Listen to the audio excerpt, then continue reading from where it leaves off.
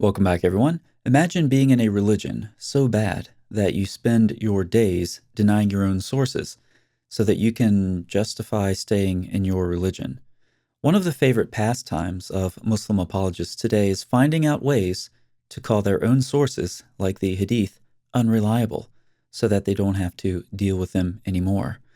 But what's the problem with the Hadith anyway? It's there we find this great story about Muhammad getting bewitched by a hairbrush, and a hilarious quip about what makes a child resemble a parent. At least I think that was meant to be a joke. There's also something about why you should dunk flies in your drink. Don't knock it until you've tried it. And there's also a much darker side, as the Hadith tell us how effective killing is at stopping critics of Muhammad. Apparently, some children witnessed the brutal stabbing of this woman. By the way, it seems in the modern period that Allah has struggled to come up with a plan B for combating criticism of Muhammad, since it's rampant on the internet and resulting in an avalanche of apostasy. But as always, as I've said, the best criticism of Muhammad comes right from the Hadith, like the one about Muhammad's severe forgetfulness problem. This is ironic since the early Muslims were supposed to be magnificent memorizers. Speaking of that, I guess we should ignore the fact that Muhammad drew a parallel between his forgetfulness and the forgetfulness of his companions, the ones who were supposed to memorize the Quran.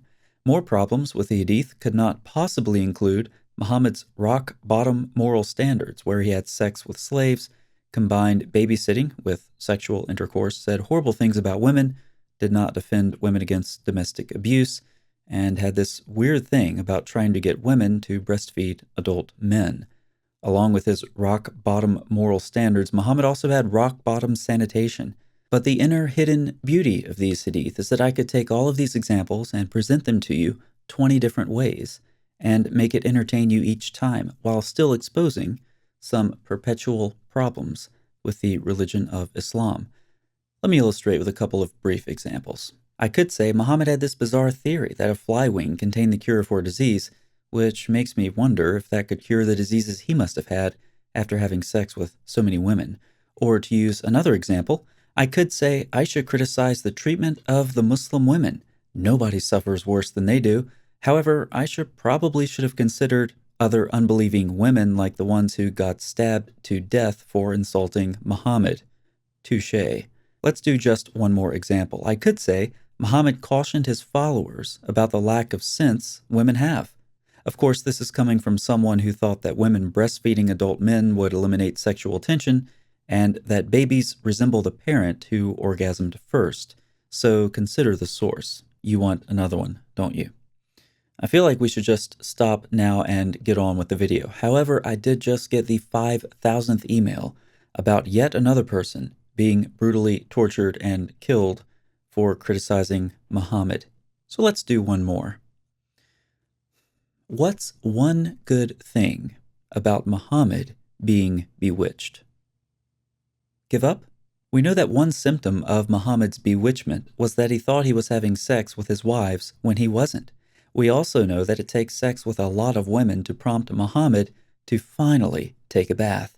So perhaps, and this is just pure speculation, when Muhammad was bewitched, thinking he was having crazy amounts of intercourse, maybe, just maybe, for the sake of everyone standing downwind of him, that filthy prophet took a celebratory, post-imaginary coitus bath. Imagine the confusion of his companions and suspicion of his wives. Why is he bathing? He hasn't been having sex, has he? It wasn't with me, one wife would say. Was it with you or you or you or you? There's so many. Maybe it was with the slave girl again. But which one? Aren't the Hadith wonderful? With just a small number of them and a little bit of creativity, I could keep you entertained and horrified for a very long time. But of course, what's entertaining for some is embarrassing for others. Hence, the emergence of the Hadith Rejecters. In his book, A Concise Guide to the Life of Muhammad, Dr. Ayman Ibrahim documents the growing trend of Muslims forsaking their treasured traditions. By the way, I recently recommended this book to you. If you haven't bought it yet, you are not following the Sunnah of Islam Critiqued. So now the rest of us will wait for you as you go to the description box, click on the link, and buy the book for yourself.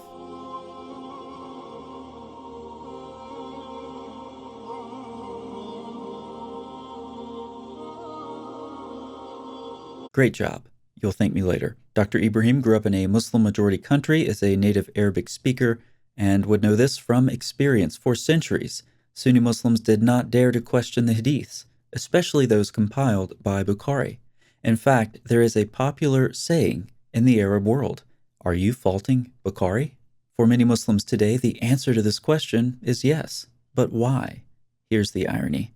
Muslims began to read the Hadiths for themselves. Many questions arose due to the unrealistic nature of some Hadiths or the unfavorable way they presented both Islam and Muhammad. This, among other factors, resulted in a growing number of Hadith rejectors. Even in the heartland of Islam, the Middle East and North Africa, the news of Hadith rejectors is now a growing trend. When Muslims read their own sources, they are increasingly rejecting them. And as we know, in many cases, they're eventually choosing to reject their religion altogether. This is what happens when Muslims encounter Muslim sources. Alternatively, some try to hold on to their traditions, rejecting only those that are most embarrassing or radically reinterpreting them to save their prophet and his God, to the extent that there's a difference from further embarrassment. Professor Ibrahim has a lot more information about the Hadith rejectors in his book. I'll leave that reading to you, except for one thing. On page 164 of his book, there's a footnote with some references that I didn't know were translated into English. When I saw the footnote, I circled it because I knew I had to do a video on at least one of them. That's why I wrote video. I'm really cryptic like that. Imagine a book on medicine compiled from the Hadith of the Prophet Muhammad translated into English. Who says Christmas only comes once a year?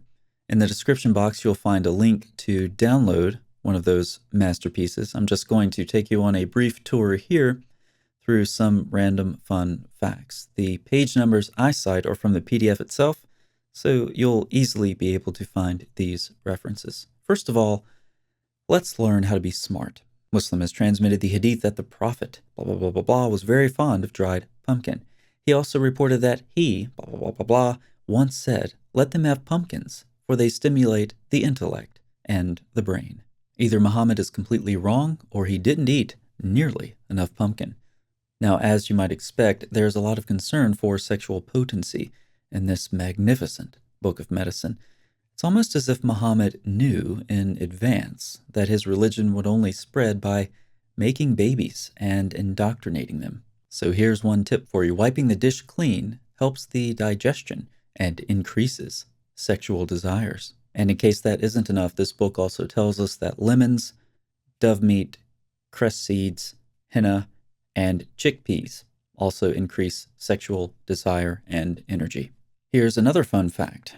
The Prophet, blah, blah, blah, blah, blah, said, "Cover over your containers and stop up the mouths of your water bottles, for truly there is a night in the year in which a pestilence comes down and does not settle on any uncovered container without falling into it. There is one night a year when a pestilence comes down and goes into open containers." Indeed, all physicians are in agreement with this command of the Prophet. I have no doubt that all Muslim traditionalist physicians who used Bukhari's Book of Medicine as a textbook agree with this. This is probably a good time to pause and take a little break while a few more Muslims leave Islam.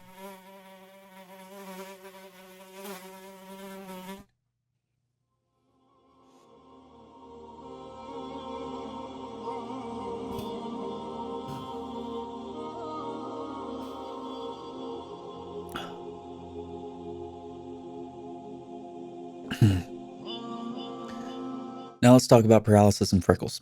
Whoever eats onions for 40 days will get freckles on his face. There is no one to blame but yourself if this happens.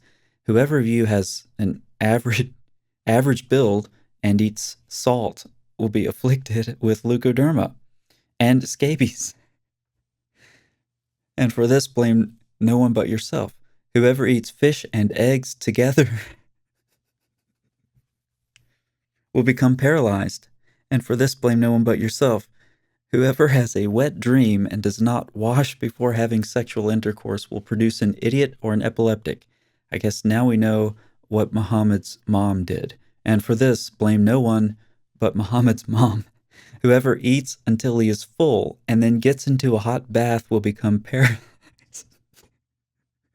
This is so stupid.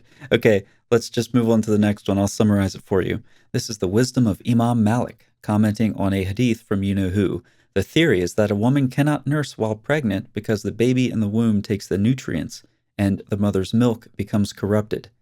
Let's pause to fact check the claim that a pregnant woman should not nurse. False, false, false, false, false. Wow, I didn't see that coming. So with that background, that is why the Prophet, blah, blah, blah, blah, blah, said, do not kill your children in secrecy, for breastfeeding while pregnant throws down the child. In other words, the effects of the corrupted nourishment will stay with the man, and later on, if he's challenged to a duel, he'll lose. There you have it, ladies and gentlemen, the Book of Medicine. One of them, anyway, featuring the Hadith of the Prophet Muhammad. There's no question that there are Hadith rejectors. We've seen some reasons why, and no question that their numbers are growing. My only question is, if you are a Muslim and you made it this far in the video, are you one of them? If not, why? Let me know in the comments section below. Thanks so much for watching. I'll see you next time.